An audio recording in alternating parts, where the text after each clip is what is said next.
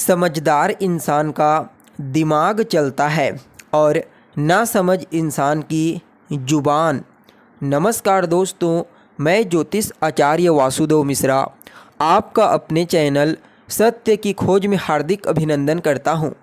दोस्तों, आज का यह ज्योतिष का कार्यक्रम आप लोगों के लिए यानी कि मेष राशि वालों के लिए बेहद ही ज़्यादा खास और विशेष कार्यक्रम साबित होगा। आज हम चर्चा करेंगे ग्रहों के सेनापति मंगल महाराज के राशि परिवर्तन प्रभाव के बारे में।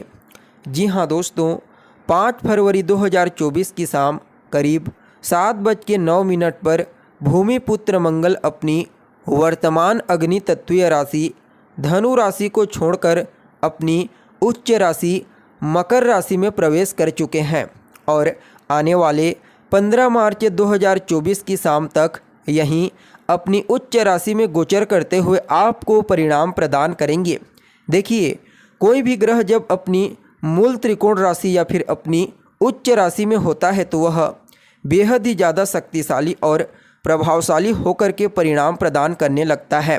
ठीक ऐसा ही यहाँ पर सेनापति मंगल के साथ देखने को मिलेगा, जो पूरे 18 महीनों के पश्चात अपनी उच्च राशि मकर राशि में गोचर करते हुए आपको परिणाम प्रदान करेंगे। जी हाँ, मकर राशि सेनापति मंगल की उच्च राशि होती है। फलतः यहाँ पर मंगल को विशेष प्रभावी माना जाता है। ऊपर से सूर्य, बुध और शुक्र के साथ युति बनाएंगे। साथ ही साथ धन और भाग्य के कारक देवगुरु बृहस्पति के साथ चौथे 10वें यानी कि केंद्र का कॉम्बिनेशन बनाएंगे। फलतः यहाँ पर मंगल अपनी उच्च राशि में गोचर करते हुए आप मेष राशि वालों को अद्भुत परिणाम प्रदान करेंगे। तो ऐसे में दोस्तों, बड़े विस्तार के साथ जानने का प्रयास करेंगे कि किस प्रकार से मंगल का यह गोचर आपके जीवन में मंगल करने वाला है। जी हाँ, किन किन क्षेत्रों में सेनापति के इस गोचर काल के दौरान विशेष तौर पर लाभ की प्राप्ति होगी, तो वहीं किन किन बातों का आपको विशेष रूप से ध्यान में रखना है। साथ ही साथ भूमिपुत्र के इस गोचर काल को और ज़्यादा बेहतर और श्रेष्ठ परिणाम देने वाला बनाने के लिए क्या उपाय आप कर सकते हैं, ये तमाम प्रकार की जानकारी आज के इस ज्योतिष के कार्यक्रम में आपको बताएंगे। इसलिए कार्यक्रम को बिना मिस किए अंत तक देखने का प्रयास कीजिए। और अगर आप अपनी जन्म कुंडली पर हमसे परामर्श लेना चाहते हैं तो डिस्क्रिप्शन बॉक्स में और वीडियो के अंदर आपको हमारा व्हाट्सएप नंबर मिल जाएगा, जहां से आप व्हाट्सएप करके अपनी जन्म कुंडली का विस्तार पूर्वक अध्ययन करवा सकते हैं। तो दोस्तों, कौन है मंगल? हिम्मत, शक्ति, पराक्रम, ऊर्जा, उत्साह, हथियार, वाद विवाद, क्रोध और अहंकार है मंगल। अपने इन्हीं कारकत्वों के कारण हमारे जीवन के विभिन्न पहलुओं को नियंत्रित करते हैं। कुंडली में यदि मंगल बलवान हो तो ऐसा जातक बेहद साहसी, किसी से न दबने वाला, सदैव मेहनत, पुरुषार्थ में विश्वास रखने वाला होता है। वहीं कुंडली में मंगल यदि कमज़ोर हो तो ऐसा जातक दब्बू प्रवृत्ति का हो जाता है, जोखिम लेने से डरता है। इसलिए इनका चाहे जन्म कुंडली हो या फिर गोचर कुंडली बलवान होना आवश्यक माना जाता है। वैसे तो मंगल का गोचर ज़्यादा दिनों के लिए नहीं होता, यह 45 दिनों के करीब गोचर करते हैं। लेकिन जब मंगल के गोचर की चर्चा होती है तो मैं सदैव बृहद चर्चा करता हूं, और इसके पीछे कारण एक ही है। जो लोग पुरुषार्थी हैं, जो लोग पुरुषार्थ, मेहनत में विश्वास करते हैं, कर्म में भरोसा करते हैं, रिस्क लेने से नहीं घबराते, उनके लिए मंगल के गोचर को समझना बेहद ही ज़्यादा जरूरी बन जाता है। तो चलिए बिना विलंब किए पहले मेष राशि के बारे में समझते हैं।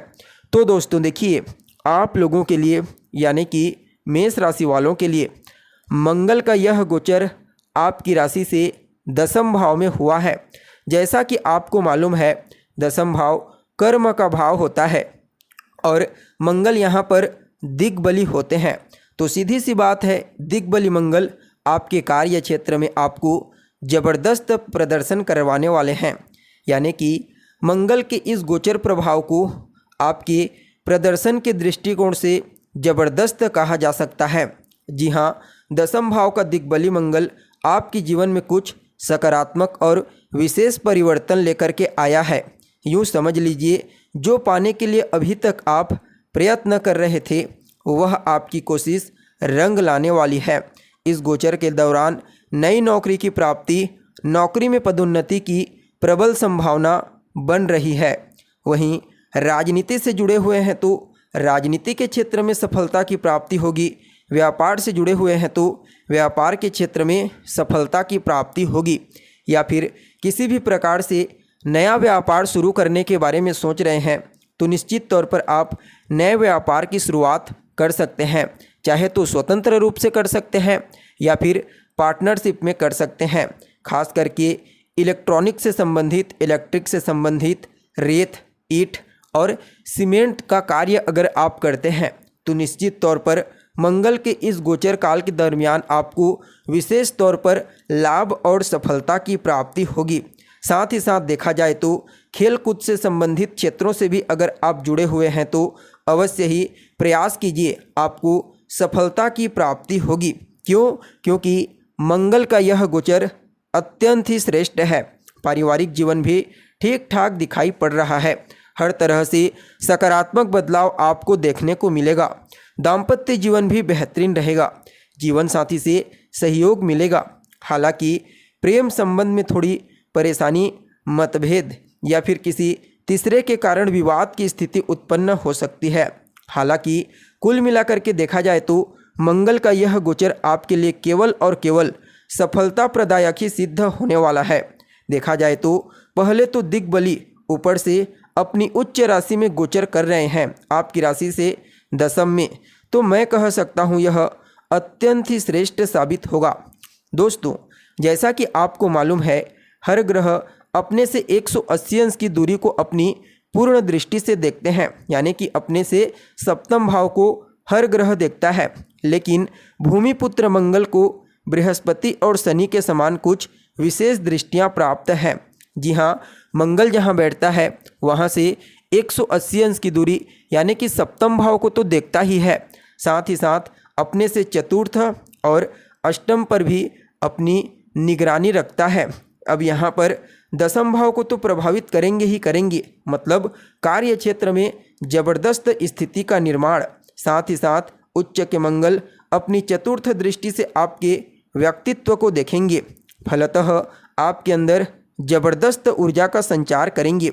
इस गोचर काल के दौरान आप जोखिम उठा सकते हैं। जी हाँ, जोखिम उठाना आपके लिए फायदेमंद साबित होगा।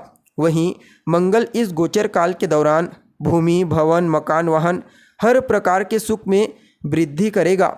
माता के स्वास्थ्य में अगर कोई परेशानी थी तो उससे राहत मिलेगी। संतान पक्ष से भी कहीं कोई चिंता थी तो वह चिंता दूर हो जाएगी। हालांकि प्रेम संबंध में किसी न किसी बात को लेकर के या फिर किसी तीसरे की वजह से मतभेद की स्थिति उत्पन्न हो सकती है, तो प्रेम संबंध के मामले में जरूर सावधान रहने की सलाह देता हूं मैं। बाकी मंगल का यह गोचर मेष राशि के जातकों के लिए, चाहे आप सरकारी नौकरी करने वाले हो, प्राइवेट सेक्टर से जुड़े हो, व्यापारी हो, विद्यार्थी हो, यह गोचर आपके लिए अत्यंत ही श्रेष्ठ है। इस गोचर का और अधिक लाभ उठाने के लिए मंगलवार के दिन लाल चंदन का टीका अपने माथे पर लगाइए। हनुमान जी का विशेष रूप से आराधना कीजिए। लाल चंदन को जल में डाल करके स्नान करने से भी आपको फायदा मिलेगा। इसके अलावा लाल रंग का वस्त्र इत्यादि भी धारण करके आप अपने मंगल को और बलि कर सकते हैं और इससे श्रेष्ठ लाभ प्राप्त कर सकते हैं। तो दोस्तों, कैसी लगी आपको जानकारी, कमेंट करके बताइए। फिर मिलते हैं एक नए और ताज़ा एपिसोड में। तब तक के लिए नमस्कार।